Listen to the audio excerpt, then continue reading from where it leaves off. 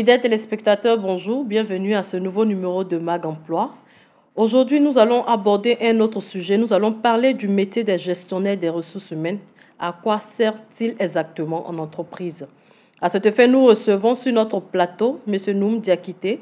Bonjour M. Diakité. Bonjour Sandrine. Bienvenue sur le plateau de Mag Emploi. C'est toujours un plaisir de me retrouver avec vous. D'accord. Donc, sans plus tarder, nous allons entamer directement la discussion avec notre invité, M. Diakité. Nous rappelons que M. Diakité est expert RH, il est consultant formateur et aussi gestionnaire de Diakité Consulting. C'est bien ça, hein? Tout à fait. D'accord. Donc, M. Diakité, comme je le disais tantôt, aujourd'hui, nous allons parler un peu du métier de gestionnaire des ressources humaines. C'est quoi exactement ce métier? Qu'est-ce qui entoure un peu ce métier? Qu'est-ce qu'ils font exactement? Aujourd'hui, nous allons en savoir un peu plus sur ce métier avec vous. D'où votre présence aujourd'hui sur le plateau de Mag Emploi. Donc déjà, avant de rentrer même dans le vif du sujet, on aimerait savoir un peu, c'est quoi exactement le métier des ressources humaines? Bon, il faudrait situer le travail, même pas le métier, d'abord le travail des ressources humaines. Il faut le situer dans le contexte de l'entreprise. Vous voyez, l'entreprise, c'est une organisation des personnes physiques ou morales qui ont mis ensemble des moyens pour produire. Et cette production se fait essentiellement avec un organe de direction qui est là pour s'assurer que le travail se fait. Et l'organe de direction également gère des hommes et des ressources pour faire ce travail-là. Donc, si le travail se fait, il faut bel et bien que ce soit reparti entre les hommes. Donc, plus l'entreprise est grande, le besoin de décomposer le travail se fera sentir. S'il s'agit d'une toute petite unité, donc toute la fonction va se retrouver autour d'un seul individu. Vous prenez une petite entreprise, vous prenez une pharmacie, vous verrez qu'il y a un gérant avec des vendeurs. Voilà, quelques vendeurs, vendeuses et puis une caissière. Maintenant, plus l'entreprise est grande, plus il y aura la nécessité de repartir entre plusieurs personnes. Donc, dans la pharmacie, vous n'avez pas besoin de métier des ressources humaines parce que le premier responsable est chargé de faire l'ensemble de ce qui est là comme activité de direction. Mais il est épaulé par des vendeuses et une caissière. Mais lorsque l'entreprise grandit, vous prenez une unité industrielle, une usine, où vous devez faire travailler 100 personnes, 120, 200 personnes. Là, une seule personne ne peut plus s'occuper à la fois de faire les activités de direction, de produire, d'arranger, de vendre et d'encaisser l'argent. Donc, en ces moments-là, il va y avoir la nécessité de confier à une ou plusieurs personnes la charge de s'occuper de ce qui est de la gestion de ce qu'on appelle aujourd'hui les ressources humaines, c'est-à-dire les personnes qui sont chargées de produire. Et cela va concerner l'ensemble de comment on va les recruter, comment on va leur confier le travail, comment on va les rémunérer, comment ils vont se reposer, comment on va prendre soin d'eux sur le lieu de travail. Lorsqu'il y a un problème social, comment il faut les gérer. À côté de cela, l'entreprise a aussi des liens avec l'extérieur, notamment les services de l'administration du travail. Il faut aller viser les contrats de travail. S'il y a un conflit, il faut aller à l'inspection du travail. Il faut aller demander l'avis de l'inspection du travail. Donc, ce sont ces personnes-là qui ont en charge la gestion des ressources humaines qui vont faire ce travail-là. L'entreprise a aussi les liens avec les services de la sécurité sociale. Donc, il faut que quelqu'un aille faire les déclarations à l'INPS. Quelqu'un s'assure de maintenir le lien avec les services de sécurité sociale pour que les travailleurs puissent bénéficier de toutes les mesures de protection et en même temps les prestations sociales auxquelles ils peuvent avoir droit. Donc, grosso modo, voilà en quoi consiste le travail des ressources humaines, des personnes en charge des ressources humaines au sein d'une organisation. Donc, pour faire simple, ce travail-là dépend de la taille de l'organisation. Okay, S'il s'agit d'une petite PMI, une PMI, donc le travail il est réduit au minimum. Mais si l'entreprise grandit, la taille des activités des ressources humaines également grandit. Donc, mais pour faire simple aussi, il y a lieu de retenir que le premier responsable de l'entité est le premier responsable des ressources humaines. Parce que c'est lui qui est à la tête de l'organisation. La fonction principale lui revient. Il ne fera que déléguer une partie de ses responsabilités aux personnes qui vont avoir la charge de gérer les ressources humaines. Ok, je comprends. D'accord, donc, mais si par exemple les gestionnaires des ressources humaines, on ne peut pas recruter le gestionnaire des ressources humaines partout, dans n'importe quelle entreprise, bon, comment est-ce qu'on peut évaluer l'importance d'un gestionnaire des ressources humaines? Justement, il faut mettre la fonction ressources humaines dans le contexte que je viens de vous évoquer. Donc, dans une petite unité de 10 personnes, on n'a pas besoin forcément de quelqu'un spécialement pour s'occuper des 10. Lorsque vous avez 100 personnes, obligatoirement, le chef ou bien les chefs directs ne peuvent plus parce qu'on leur demande une tâche spécifique. Produire, comptabiliser, contrôler. Donc, en ce moment, on va de la même manière confier la responsabilité à quelqu'un, ayez le regard sur les hommes, essayez de suivre tout ce qui concerne leur présence sur le lieu de travail et tout ce qui peut concerner leur bien-être sur le lieu de travail et même en dehors du lieu de travail. Donc, c'est en cela que le besoin de recruter va venir. D'accord. Ok. Mais quelles sont les compétences attendues pour exercer le métier de gestionnaire des ressources humaines? Ben, par nature, d'abord, les ressources humaines, c'est quoi? C'est d'abord, au tout début, c'est comment on va répartir le travail entre les hommes sur le terrain. Comment on va appliquer les règles, parce que l'entreprise, c'est d'abord un fait juridique. Il y a des règles qui s'appliquent. Il y a des règles dans l'environnement auxquelles l'entreprise doit se soumettre.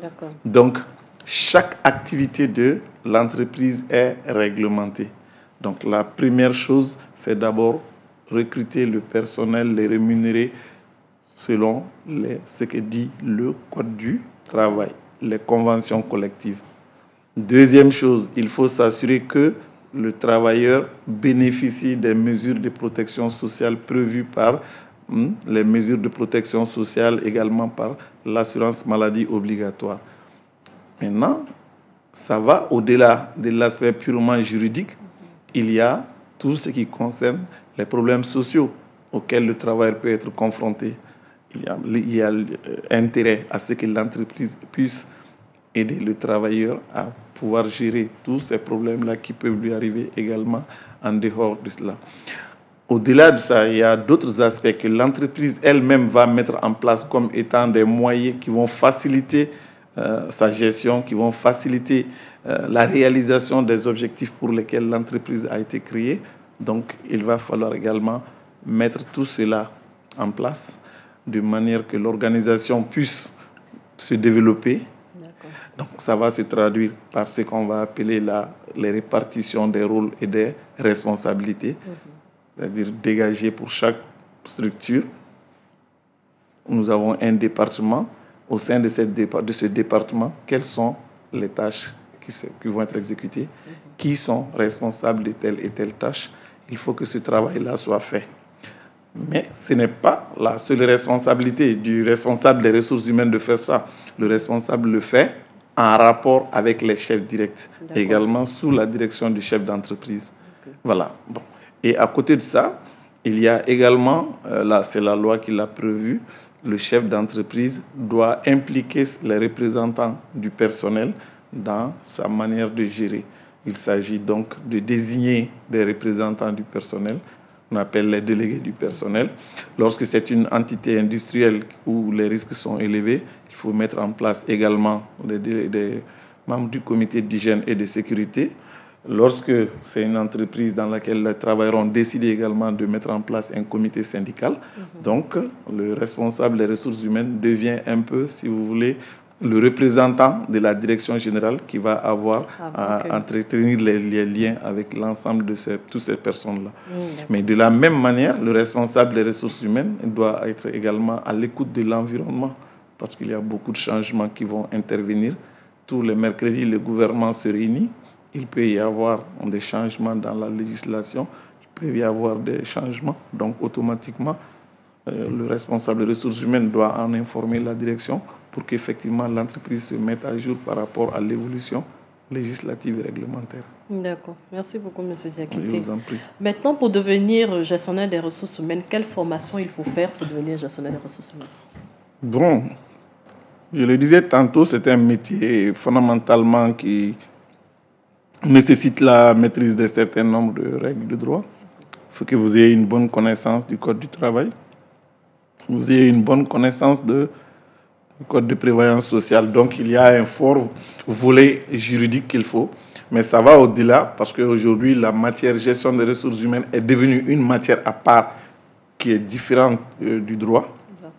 Il faut également avoir ces connaissances-là pour avoir la compétence technique RH. Mais au-delà, vous avez besoin d'avoir les connaissances générales en management, vraiment apprendre à comment diriger, comment planifier les activités, comment prendre les décisions, comment motiver, comment contrôler. Tout ça, c'est des aspects qui sont importants également lorsqu'on est dans la gestion des ressources humaines. Il y a également l'anglais qui devient également un élément incontournable. Et au-delà de là également, vous avez tout ce qui concerne les nouvelles technologies de l'information. Aujourd'hui, vous ne pouvez pas être un bon gestionnaire des ressources humaines si vous ne maîtrisez pas l'informatique, si vous ne maîtrisez pas les Excel, si vous ne maîtrisez pas la gestion des bases de données pour vous permettre vraiment de faire vos analyses, de compiler les informations, de préparer les budgets de manière à pouvoir dégager des tendances et relever les petites incorrections de manière à pouvoir donner un avis à votre direction. D'accord, ok, merci beaucoup. Quelles sont les qualités d'un gestionnaire des ressources humaines? D'abord, un gestionnaire des ressources humaines, ça dépend à quel niveau vous avez dit. C'est vague, il y a beaucoup de... Un gestionnaire des ressources humaines, ça va dépendre à quel niveau vous êtes. Okay, vous êtes, si vous... Déjà, dans les métiers des ressources humaines, il faudrait vraiment voir les niveaux hiérarchiques parce que au tout début, vous pouvez avoir ce qu'on appelle un agent RH, un agent qui est tout de suite au bas niveau de l'échelle, qui va apporter le travail secrétarial, clérical pour juste faire...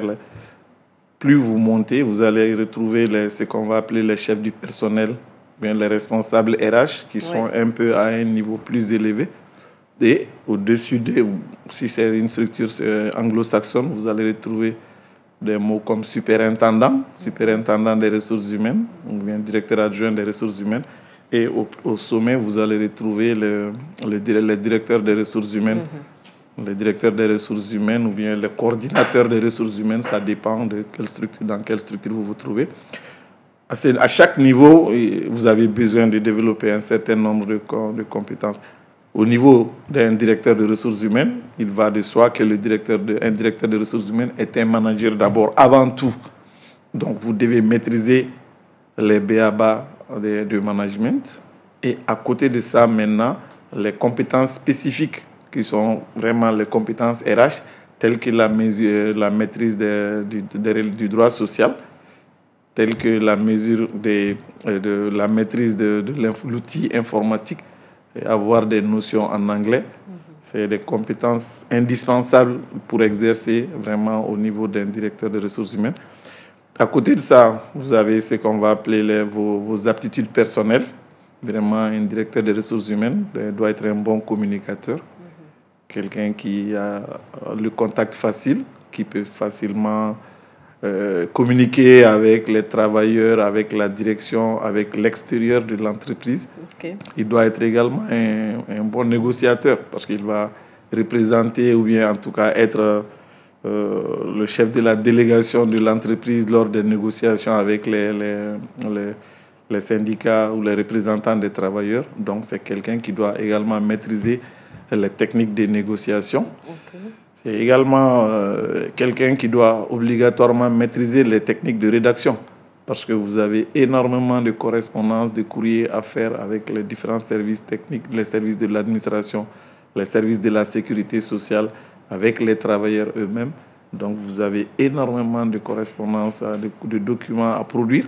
Donc il faut que vraiment vous maîtrisiez vraiment les techniques de rédaction, vous maîtrisez les différents types de rapports, de documents qu'il faut produire en fonction des différents événements que vous avez en face de vous. D'accord. Oui.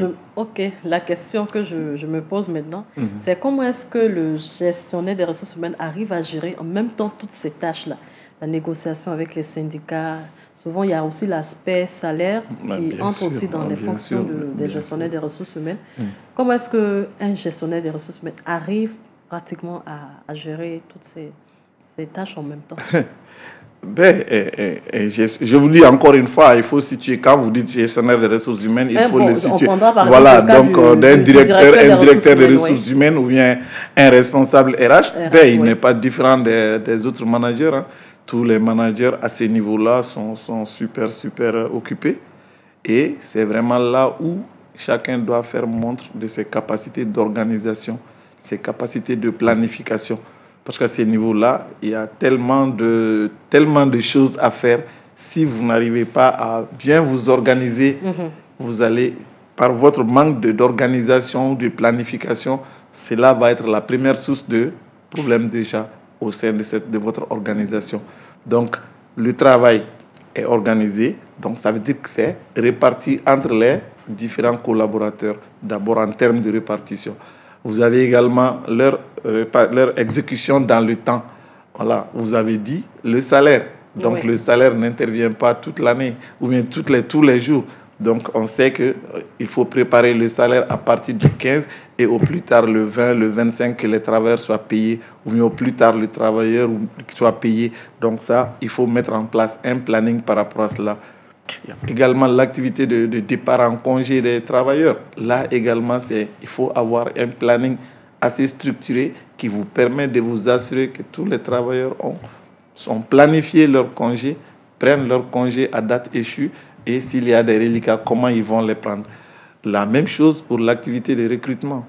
À partir du moment où l'entreprise a adopté son budget, donc on sait tout de suite le nombre de postes vacants qui vont être créés au cours de la nouvelle année qui s'annonce. À partir de là, le responsable RH, en rapport avec ses autres collègues, doit mettre en place tout de suite un plan de recrutement pour que l'entreprise ait la qualité de personnes au moment opportun. Il ne faut pas que les départements, les services utilisateurs soient là 3 mois, 4 mois, 5 mois à attendre le recrutement d'un agent. Donc c'est une perte et ça va jouer sur les résultats parce que le poste, il est créé, il est là, il est supposé être là, mais du fait que les ressources humaines n'arrivent pas à recruter à temps, donc ça va créer un problème. Donc il doit y avoir un plan de recrutement. C'est de la même manière, vous prenez également l'évaluation annuelle du personnel.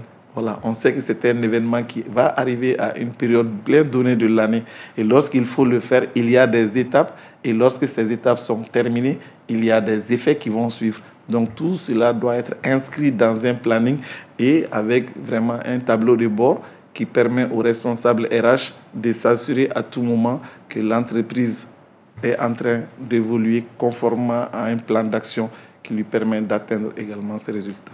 D'accord. Donc, moi, je retiendrai que peut-être la principale qualité, c'est vraiment l'organisation. Il faut être organisé. Pas seulement. Être organisé, ça, c'est seulement une partie. Vous avez dit, c'est quelqu'un qui a beaucoup de choses. Donc, il faut être sous pression. Tous les jours, tu as affaire avec les travailleurs. Tous les jours, les travailleurs viendront demander quelque chose.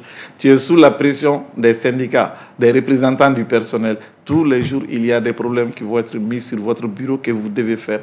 Ça, ce n'est pas tout.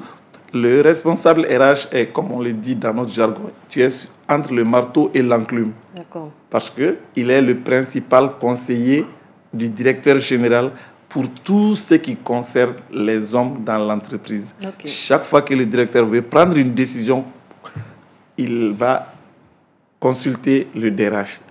Le DRH va participer aux réunions de direction et dans beaucoup d'autres commissions qui sont également dans l'entreprise. Et je le dis également, c'est sans compter les réunions auxquelles il peut participer en dehors de l'entreprise. Donc, il est vraiment sous pression. Et donc, l'organisation est l'une des qualités, mais ce n'est pas tout. Okay. D'accord, c'est bien compris, M. Diakité. Donc, maintenant, quels sont les avantages qui sont liés concrètement à ce corps de métier, de façon générale, le métier de gestionnaire de ressources humaines? Ben ça, c'est lié à toute personne qui décide d'embrasser ce métier.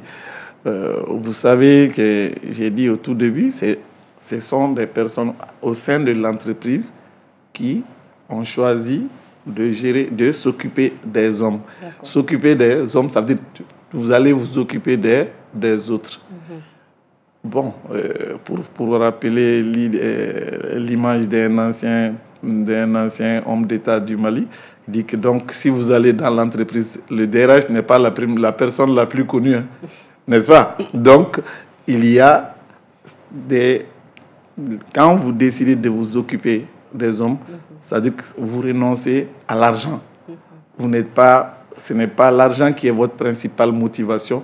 Vous avez vraiment envie d'être utile à votre frère, à votre cousin, à votre collaborateur.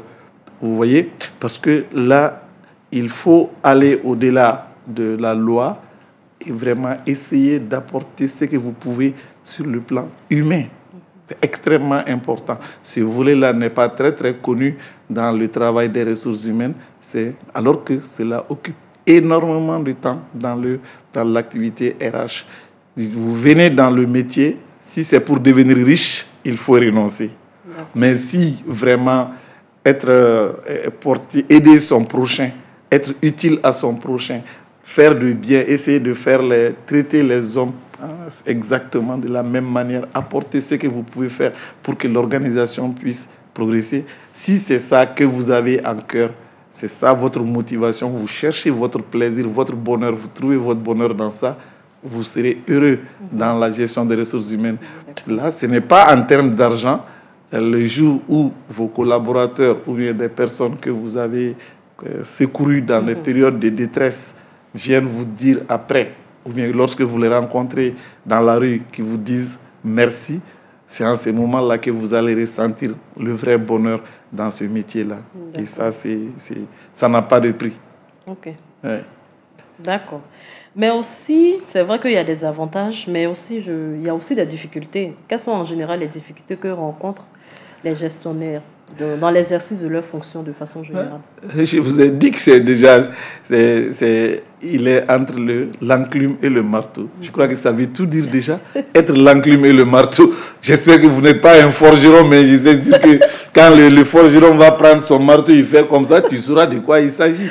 Oui. Donc là, et juste pour une petite anecdote, j'imagine que vous avez vu l'image du directeur général, du directeur des ressources humaines de Air France, qui a fait le tour de tous les plateaux. Vous l'avez vu ou pas? Non, pas. Vous n'avez pas vu ça? Ah, d'accord. Donc, l'image, c'est quoi? Donc, la direction et les syndicats étaient en réunion à la direction de Air France. Et voilà, donc le directeur des ressources humaines a été pris à partie. Donc, dans toute l'équipe de direction, on a pris à partie le directeur des ressources humaines. Et la police était obligée d'exfiltrer le directeur des ressources humaines et on l'a montré son image sur les grilles, sa chemise déchirée. Entièrement un directeur des ressources humaines que les policiers sont là en train de faire sortir par les grilles et puis les chemises déchirées. Ouais. Voilà, c'est la meilleure image pour vous dire. Voilà. Donc, dans une entreprise, lorsque tout se passe bien, personne ne connaît le directeur des ressources humaines. Personne ne sait que c'est lui qui a donné les conseils au directeur général pour prendre telle et telle chose. Personne ne sait que c'est lui qui a décidé les décisions de nomination, tout ça là. Mais personne ne sait. Mais le jour où il y a une difficulté qui apparaît, voilà, tout le monde va pointer le doigt sur le directeur des ressources humaines et voilà, tu vas être accusé de tous les noms d'oiseaux et certainement vous allez avoir des désagréments d'agression physique et verbale et tout ce qui s'ensuit. Et c'est ça le métier des ressources humaines. Donc, il faut l'aimer avec ça ou le détester avec ça. Mais c'est ça la réalité c'est la partie la plus difficile du métier. Tu ne peux pas plaire. Ce n'est pas un métier dans lequel tu viens pour essayer de plaire à tout le monde. C'est pas ça. Ce n'est pas ça du tout. C'est ça. Ok, je comprends. D'accord. Maintenant, comment est-ce que un agent simple, un agent des ressources humaines qui vient de débuter peut arriver à devenir un jour directeur des ressources humaines? Quelles sont par exemple les étapes qu'il va suivre jusqu'à devenir par exemple un directeur des ressources humaines un jour? Non. Aujourd'hui, le métier est très ouvert. Nous avons la chance que la plupart des grandes écoles au Mali ont ouvert des filières de gestion des ressources humaines. Donc, d'abord pour moi, la première chose, c'est d'aimer ce métier, de comprendre qu'il y a cette difficulté-là, mais de pouvoir progresser à l'intérieur.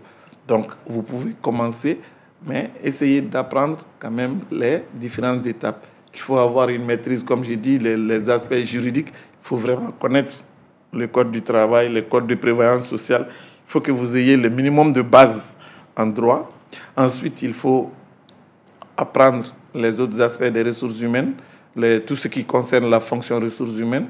Et quand vous avez ces éléments-là, il faut, en plus de ça maintenant, développer ses capacités managériales, sa personnalité. C'est extrêmement important.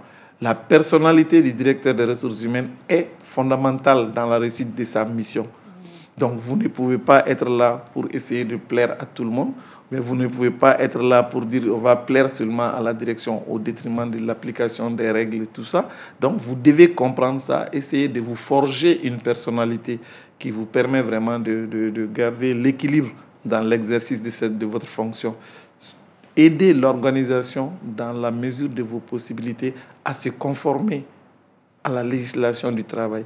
Aider l'organisation dans la mesure du possible à essayer de prendre en charge tout ce qui peut être pris en charge par rapport aux problèmes des travailleurs, les problèmes sociaux, créer une atmosphère de vie à l'intérieur où les gens ont envie de rester.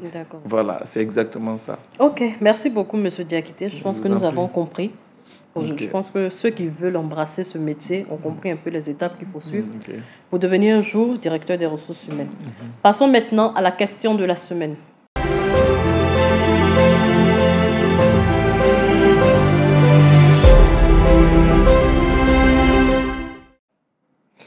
Ok, M. Diakité, nous revenons encore vers vous. La question de la semaine, bien sûr, vous est adressée. C'est ça. Il y a une candidate du nom de Diallo Mariam, qui est déjà assistante même des ressources humaines, qui vient de commencer le boulot, et qui pose la question de savoir comment est-ce que les gestionnaires des ressources humaines arrivent-ils à gérer les conflits entre les employés, aussi à gérer la motivation des employés. Comment est-ce que ça se fait? La gestion, il y a deux aspects séparés de cette question. La gestion des conflits et aussi la motivation. Oui. Donc, le premier, la gestion des conflits, ça, en principe, je dis bien en principe, chaque organisation a un règlement intérieur, a des procédures internes qui sont là pour essayer soit d'encadrer les conflits, soit de prévenir des conflits. Et lorsque le conflit éclate, quelles sont les étapes qu'il faut suivre pour essayer de les résoudre. Donc, quand on dit conflit, c'est vague, hein? C'est très large. Le conflit, ça peut opposer deux collaborateurs, deux individus, ça peut opposer des groupes. Le conflit, ça peut être également les mésententes entre la direction et les représentants du personnel sur un certain nombre de sujets. Donc, en fonction de la nature de ce conflit-là, il y a des procédures internes pour essayer de les régler. S'il s'agit de malentendus entre la direction et les représentants du personnel, vous avez les recours à des médiations, des concertations, des consultations, des médiations. Voilà, donc tout ça, c'est des processus qui sont connus et qui sont déjà bien maîtrisés par les directions. S'il s'agit d'un conflit entre deux travailleurs ou tout ça là, donc là, quand même, ça va impliquer aussi la direction des ressources humaines. Avant tout, il y a quelque chose qu'il ne faut jamais faire. Il ne faut jamais que la dispute arrive au point où les gens se portent la main. D'accord. C'est complètement interdit sur le lieu de travail. Lorsque vous faites une bagarre sur le lieu de travail, vous vous exposez à la sanction suprême. Donc, il ne faut jamais arriver à ce niveau-là. Mais si c'est des disputes, des malentendus, donc on peut essayer d'écouter les parties, essayer de comprendre ce qui s'est passé et essayer de trouver des solutions pour que les relations reviennent à la normale. Mais là, il faudrait que je précise, ce n'est pas principalement d'abord la direction des ressources humaines qui va s'impliquer. Le directeur dans le service duquel l'incident s'est produit est en première ligne. Le directeur des ressources humaines vient l'épauler pour essayer de gérer la question. Parce que chaque chef de département est responsable, et comme le directeur des ressources humaines d'abord de son département. Vous comprenez? Oui, donc s'il y a un problème là-bas, c'est lui le premier. Voilà. Peut-être qu'il n'a pas toutes les compétences ou il ne maîtrise pas certains aspects. Il fait appel au directeur des ressources humaines qui vient l'épauler pour essayer de résoudre la question. Premier aspect. De la même manière, la motivation. La motivation, ce n'est pas seulement, c'est pas le directeur des ressources humaines. La motivation, c'est une politique de l'entreprise. Qu'est-ce que l'entreprise a mis en place comme méthode, comme manière d'abord de fixer des objectifs aux travailleurs. Ensuite, lorsque cet objectif-là est atteint, qu'est-ce qu'on fait pour encourager la personne? Si cet objectif-là n'est pas atteint, qu'est-ce qu'on fait pour sanctionner la personne?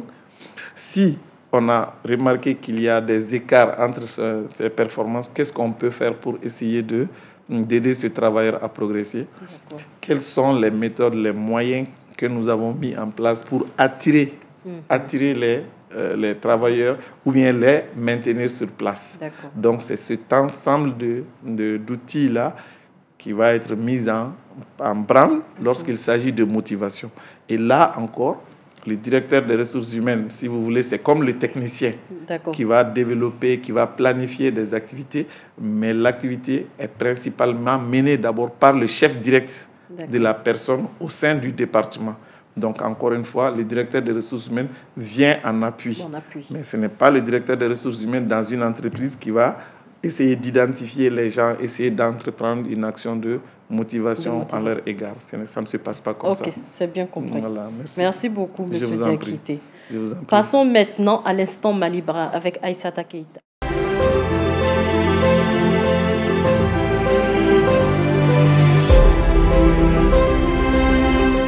Bonjour Aïssata. Bonjour Sandrine. Bienvenue. Merci beaucoup. Donc, je pense que maintenant les téléspectateurs ils savent un peu qui est Aïssata. Je pense que c'est largement suffisant. Donc aujourd'hui, je ne sais pas de quoi tu vas nous parler. Tu vas parler de quoi aujourd'hui? Justement, aujourd'hui, je vais vous parler de comment bâtir et développer son réseau. Pour cela, comme premier point, ciblez les bons coins en fonction de votre projet professionnel. Il s'agit de sélectionner ou de choisir les bonnes personnes susceptibles de vous aider dans votre recherche d'emploi. Deuxième point, rencontrez les professionnels de votre secteur. La rencontre avec les professionnels de votre secteur vous permettra de bénéficier des astuces, des conseils de ceux-ci qui pourront mieux vous orienter dans votre recherche d'emploi. Second point, inscrivez-vous à des forums de discussion. La participation à des échanges vous permettra d'augmenter votre champ d'apprentissage. Ensuite, animez votre réseau. Informez vos potentiels employeurs de vos activités, vos formations, etc. Publiez votre profil sur les réseaux sociaux en ligne. Les réseaux sociaux professionnels vous permettront d'atteindre une large public, mais aussi de communiquer très facilement sur votre profil. Dernier point, créez un blog professionnel. Un blog professionnel est un outil marketing qui vous permettra d'augmenter votre visibilité en ligne d'une entreprise. Ça sera tout pour aujourd'hui, Sandrine. J'espère que il sera utile. À la prochaine fois pour un autre thème d'Instant Malibara. D'accord, merci beaucoup Aïssata. Je pense que les téléspectateurs ont pris bonne note de tous ces conseils et de toutes ces astuces que tu viens de donner. Monsieur Diakité, donc nous souhaiterons quand même que vous donniez des conseils pour les jeunes qui souhaiteraient embrasser ce corps de métier-là. Quels conseils vous pourriez leur donner? J'encourage les jeunes à embrasser ce métier. Je le disais tantôt. Je trouve que c'est un métier excitant, très beau, très noble, mais qui est très exigeant et qu'il faudrait le comprendre dès le départ. Voilà, donc il faut se former, avoir les connaissances de base, en particulier essayer de maîtriser la matière RH, connaître les b.a.-ba en matière de droit, connaître comprendre la fonction RH et surtout développer sa personnalité. Et je vous l'ai dit et je le répète, dans ce métier-là, la personnalité est extrêmement importante. Il faut que vous soyez quelqu'un de très organisé, quelqu'un de rigoureux, quelqu'un qui peut prendre une décision, quelqu'un qui également a une vision. On va vous confier la gestion du personnel, l'ensemble ce qu'on appelle aujourd'hui le capital humain de l'entreprise. Si vous-même, vous n'avez pas une vision pour vous-même, vous ne pourrez pas l'avoir pour vraiment l'ensemble du personnel parce que vous êtes le conseiller du directeur. Et dans beaucoup de structures, madame, pour la petite histoire, donc le directeur, il a un bras droit et un bras gauche. Et généralement, vous allez positionner le DAF ou bien le DRH dans l'un des côtés. Dans certaines structures, le directeur général ne prendra jamais certaines décisions sans avoir consulté son DRH. Donc, c'est extrêmement important. Donc, il faut que vous-même, vous soyez à mesure de donner les bons conseils à votre directeur. Donc, si vous ne pouvez pas, vous allez l'induire en erreur, vous allez créer beaucoup plus de confusion au sein de l'entreprise. Et donc, l'entreprise n'est vraiment pas faite pour ça. L'entreprise, c'est vraiment des objectifs à atteindre. L'entreprise, c'est permettre à toutes les parties prenantes de s'épanouir à travers leur activité professionnelle. L'entreprise, c'est exactement comme si on essaie de développer une famille, un esprit de famille, une culture de l'entreprise. Et là, dans tout cela, le directeur des ressources humaines a un rôle extrêmement important. Donc, vous avez sa capacité de convaincre la direction de s'engager dans des activités sociales, dans les activités culturelles, dans les activités sportives. Et tout ça, c'est extrêmement important. Donc, des faits qui vont amener le groupe à être ensemble, souvent sortir de la hiérarchie, tu es le chef de ceci, cela, mais amener les gens à être ensemble pour que vraiment l'esprit d'entreprise puisse progresser, que tout le monde se sente à l'aise, les barrières tombent, on est ensemble parce qu'on a vraiment ce sentiment-là qu'on est ensemble pour atteindre un résultat. Donc, si chacun reste dans son statut professionnel, c'est le chef, donc les gens vont être méfiants. Et voilà.